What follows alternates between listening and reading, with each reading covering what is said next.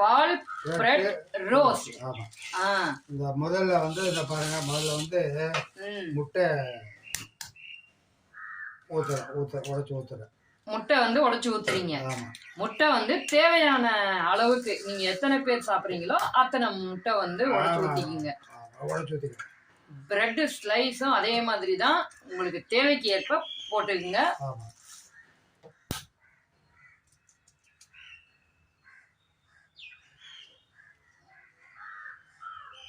முட்டை உடைச்சு ஊத்துறோம். முட்டை உடைச்சு ஊத்திட்டு, அதாவது இது முட்டையை வந்து பால்ல உடைச்சு ஊத்துறீங்களா?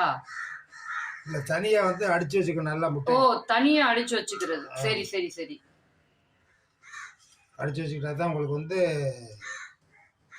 எல்லாம் ஒண்ணா மிக்ஸ் ஆகும். ஆமா ஆமா. கொஞ்சம் வந்து அந்த மஞ்சள் தாதெல்லாம் வந்து கரெக்டா